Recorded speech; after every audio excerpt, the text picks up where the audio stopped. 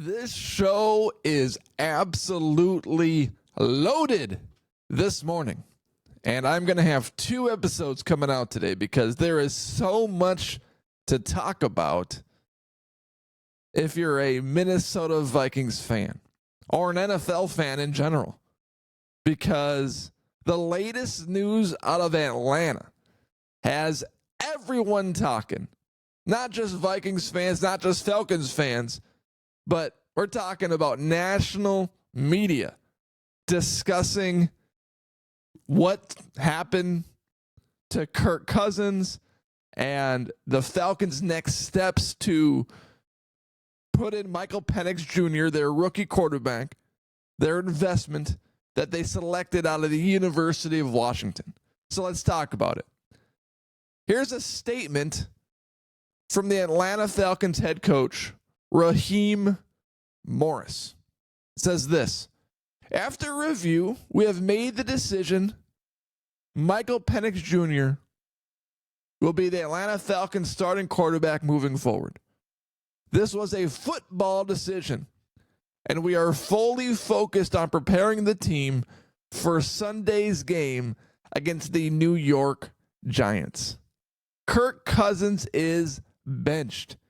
And from the Atlanta Falcons' perspective, they waited until the last possible moment to start Michael Penix Jr. because they gave Kirk Cousins all of the money in the world.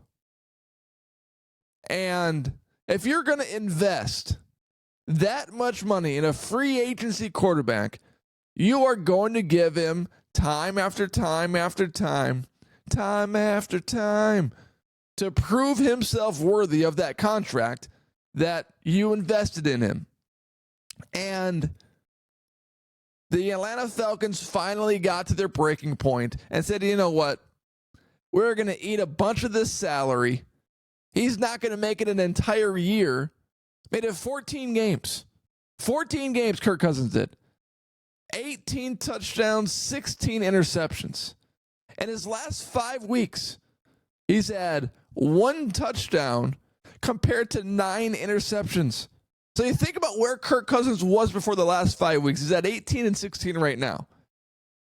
Before that, he was at 17 touchdowns and 7 interceptions. That's a very respectable number.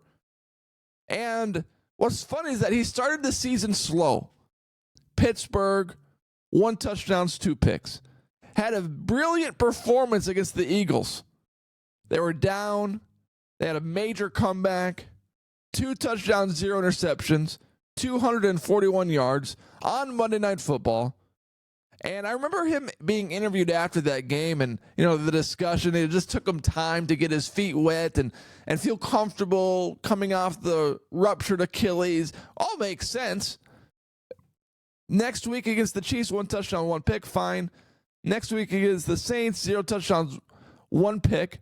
And then against Tampa Bay, Thursday night, 4 touchdowns, 1 pick. So Cousins is finding his groove. A couple weeks later against Tampa Bay again, 4 touchdowns, 0 picks. Next week against Dallas, 3 touchdowns, 0 picks. And then something happened.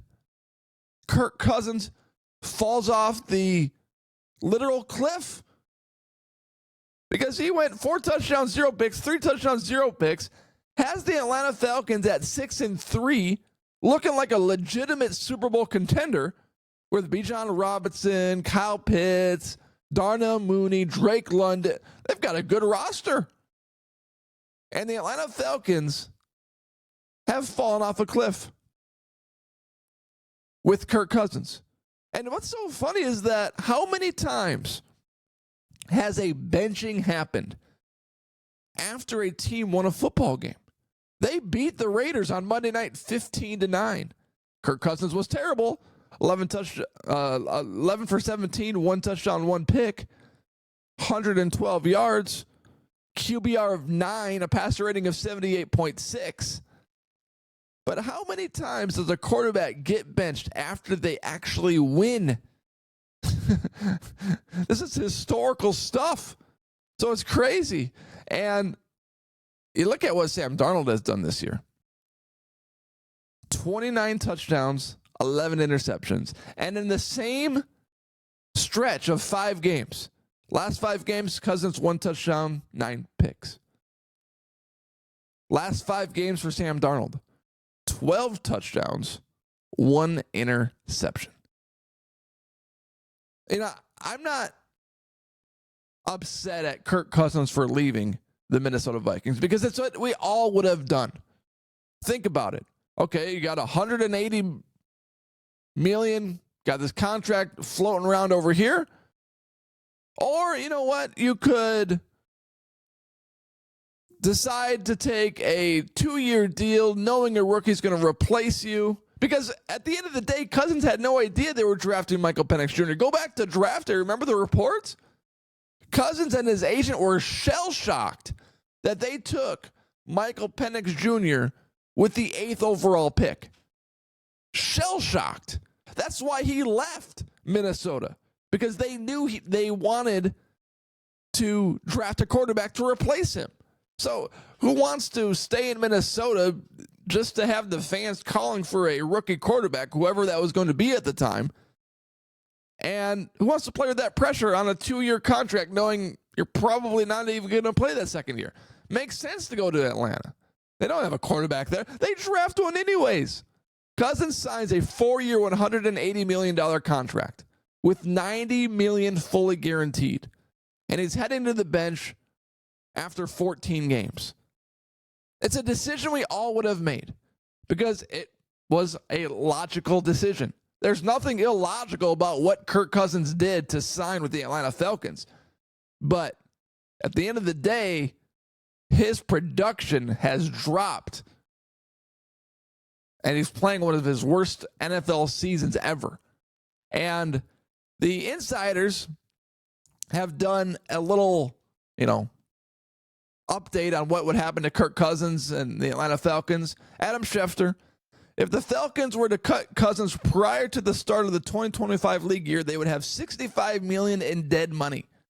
If they were to trade him, the $27.5 million base salary guarantee would transfer over to the acquiring team. So then the Falcons would just be responsible for the $37.5 million of the proration. So either way you look at it, it is not good for the Atlanta Falcons. And Kirk Cousins will be on a new team next season in all likelihood.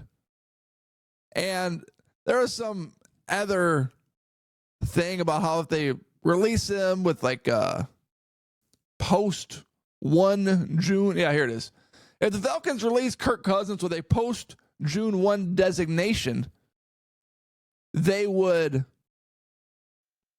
have $40 million in dead money in 2025 and $25 million in 2026. So that's probably the likely scenario for the Atlanta Falcons. But at the end of the day, Kirk Cousins will be looking for a new team. And I can't help but wonder, is the Minnesota Vikings a good fit for Kirk Cousins? Would he come back to Minnesota and be J.J. McCarthy's backup next season? Because we know we're losing Sam Darnold. Sam Darnold is not signing a 2-year deal for $70 million with the Minnesota Vikings this offseason. He's going to cash out like Kirk Cousins did with the Atlanta Falcons. It's the logical play. Will Kirk Cousins come back and sign a minimum deal like Russell Wilson did with the Pittsburgh Steelers and try to revitalize anything he's got left in his career with a team he knew he had success with? Now, probably not. I would guess not. I would guess that's not the move. I would guess the move would be Kirk Cousins tries to find a team like Carolina or the Giants, some other team that's a terrible team in a terrible city and a terrible copyright common man program on KFan. But he's probably not coming back to Minnesota.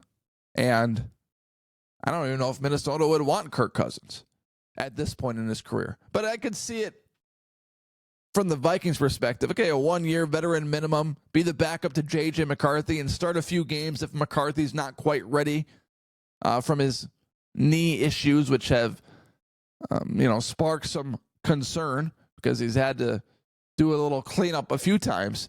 And Kirk Cousins is capable.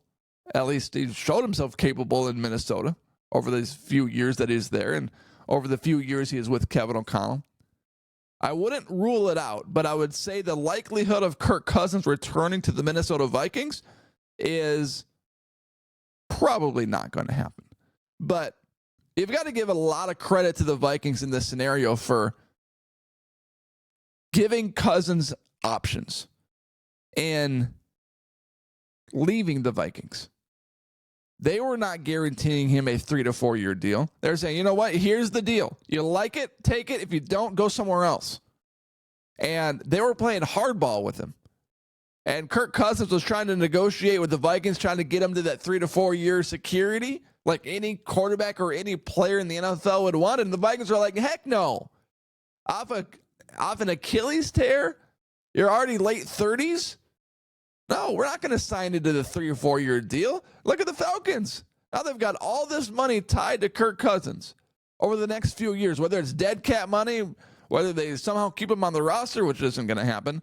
But Kwesi Adolfo-Mensah is grinning from ear to ear this morning because it is confirmed that he made the right decision in not bringing Kirk Cousins back and giving him an option to leave. So credit to the Vikings organization. They are the winners. Credit to Sam Darnold. He is the winner in all this. And Kirk Cousins, from Washington to Minnesota to Atlanta, there's never, it's never a good look on any player's career to be on 3 teams in 3 years at the end, because that just means you're fishing for anybody to take you. You're just looking for any kind of hook that will snag you. And no one is going to be interested in Kirk Cousins next year. At least not any good team. There's not going to be a playoff contender that looks at Kirk Cousins and says, you know what, I want that guy on my roster. That's not going to be the case. It's going to be, terrible teams like the Giants and Panthers and Raiders that are looking at maybe a one-shining moment for Kirk Cousins at the end of his career. Kirk Cousins is done. At least if he wants to be a starting quarterback on a good team, it's not happening. It's over for him. So I like Kirk Cousins as the man. He's a man of faith, and I love that about him. I'm a man of faith. But at the same time, he left, which is a decision we all would have made for the money, and now he's paying the consequences for his decision. And you know what? What are the consequences? He's riding the bench. You know what? He's still getting paid. Still getting paid his $90 million. If you're Kirk Cousins, you got benched, but you're still winning. $90 million guaranteed is a lot more than the $70 million contract the Vikings were offering. So, we talk about the benching and, where he's going to play next year. Kirk Cousins still won. He's probably going to be on a different team next year anyway with Michael Penix Jr. It's not like Penix Jr. is a 21-year-old player. He's an older rookie. They're going to move on to him eventually. They just moved on to him a little bit earlier than they anticipated. So, Cousins, he'll be gone next year, but he's still a winner. $90 million guaranteed. Okay, I'll put that in my pocket. Nothing wrong with that. But, yeah, he'll be somewhere else. Could it be Minnesota? Maybe. Probably not, but maybe. All right, everyone, thank you for watching and for making this podcast part of your day. Hit that subscribe button right there.